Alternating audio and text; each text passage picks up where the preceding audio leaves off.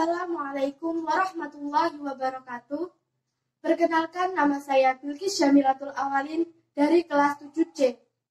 Saya akan menjelaskan mengenai materi biografi Nabi Muhammad SAW. Nabi Muhammad adalah nabi terakhir yang diutus oleh Allah Subhanahu wa Ta'ala ke muka bumi untuk membawa umatnya ke jalan yang benar. Beliau terlahir dari seorang ibu yang bernama Siti Aminah dan ayah yang bernama Abdullah. Beliau lahir pada hari Senin, tanggal 12 Rabiul Awal atau 22 April 571 Masehi di kota Mekah. Beliau lahir bertepatan dengan tahun Fil atau tahun gajah. Pada saat Nabi Muhammad SAW berada dalam kandungan, Abdullah ayahnya meninggal dunia. Nama lengkap Nabi Muhammad adalah Muhammad bin Abdullah. Ini adalah nama untuk seseorang yang lahir dari keturunan keluarga bangsawan suku Quraisy yang membawa ajaran Islam. Arti dari nama Muhammad adalah orang yang terpuji. Nama ini diberikan oleh kakeknya yang bernama Abdul Muthalib.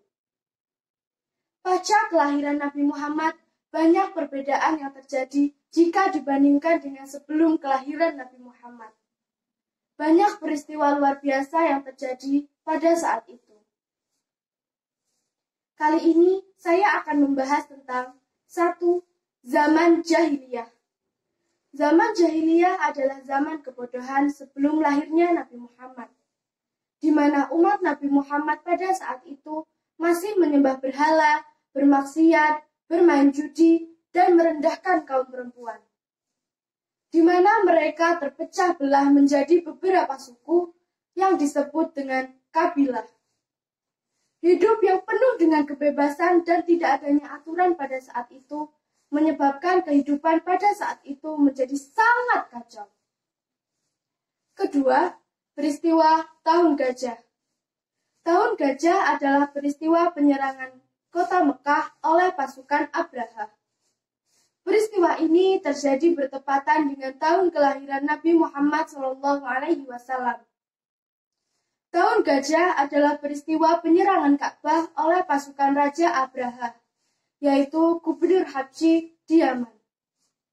Pasukan yang dipimpinnya ini ingin menghancurkan Ka'bah karena suku Quraisy akan semakin terhormat jika Ka'bah dihancurkan. Ini yang membuat Abraha membelokkan umat manusia agar tidak lagi datang mengunjungi Ka'bah untuk melaksanakan ibadah haji. Pasukan Gajah mampu merampas seluruh harta benda penduduk, termasuk 100 ekor unta milik kakek Nabi Muhammad SAW.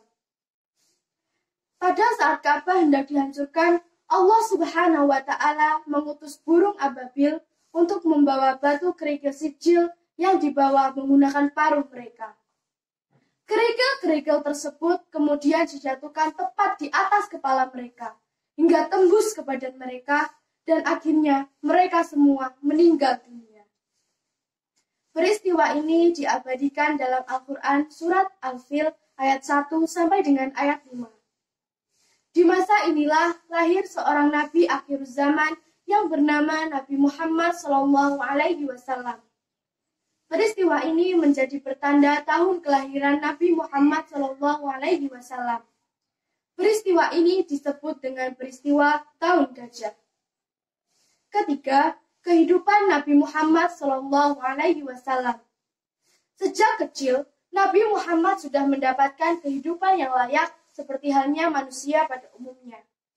Padahal, Nabi Muhammad adalah nabi yang dimuliakan oleh Allah Subhanahu wa Ta'ala.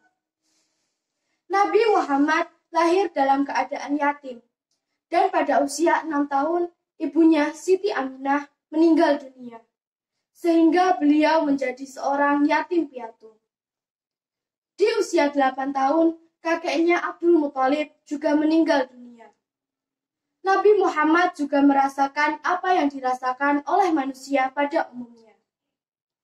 Nabi Muhammad pernah disusui oleh Suaibah dan pernah disusui juga oleh Halimah Asy-Sya'diyah.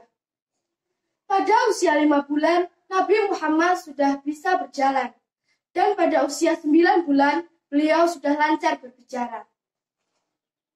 Pada saat Nabi Muhammad berusia 5 tahun, terjadi peristiwa pembelahan dada Nabi Muhammad oleh 2 malaikat untuk mengeluarkan bagian syaitan yang berwujud di dalam hati Nabi Muhammad SAW.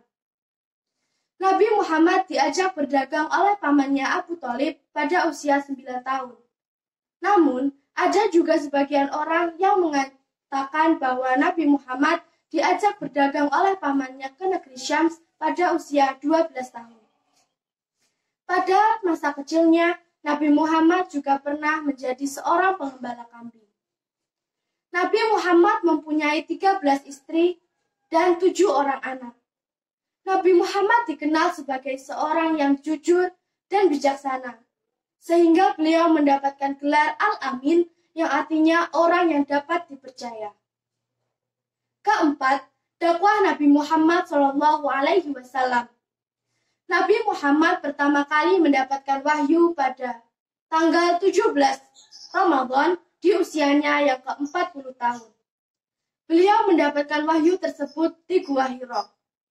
Beliau mendapatkan wahyu berupa surat Al-Alaq ayat 1 sampai dengan ayat 5. Dengan turunnya ayat ini menjadi pertanda bahwa Nabi Muhammad SAW telah diangkat menjadi nabi dan rasul. Kemudian, Nabi Muhammad mendapatkan wahyu berupa Al-Quran surat Al-Mudaththir ayat 1 sampai dengan ayat 7. Ayat ini berisi tentang perintah untuk melaksanakan dakwah secara sembunyi-sembunyi. Nabi Muhammad melaksanakan dakwah secara sembunyi-sembunyi kepada keluarga dan para sahabat dekatnya. Nabi Muhammad mengajak keluarga dan sahabat dekatnya untuk masuk Islam dan menyembah hanya kepada Allah Subhanahu wa Ta'ala. Adapun orang-orang yang pertama kali masuk Islam disebut dengan As-Sabiqunal Awwalun. Di antara orang-orang yang termasuk As-Sabiqunal Awwalun adalah Siti Khadijah, Abu Bakar As-Siddiq, Utsman bin Affan, Ali bin Abi Thalib, Zaid bin Haris, dan Zubair bin Awam. Setelah 3 tahun melaksanakan dakwah secara sembunyi-sembunyi, Nabi Muhammad mendapatkan wahyu berupa Al-Quran surat Al-Hijr ayat 94, yang isinya adalah perintah untuk melaksanakan dakwah secara terang-terangan. Setelah 23 tahun Nabi Muhammad melaksanakan dakwah, beliau wafat pada usianya yang ke-63 tahun. Beliau wafat pada hari Senin tanggal 12 Rabiul Awal tahun 11 Hijriah atau tanggal 8 Juni 632 Masehi di kota Madinah Al-Munawwarah. Semoga kita semua dapat meneladani sifat Nabi Muhammad SAW. Sekian yang dapat saya sampaikan, semoga dapat menjadi manfaat untuk kita semua. Jika ada salah-salah, saya mohon maaf yang sebesar-besarnya. Wabillahi taufiq wal hidayah, wa ridha wal inayah. Wassalamualaikum warahmatullahi wabarakatuh.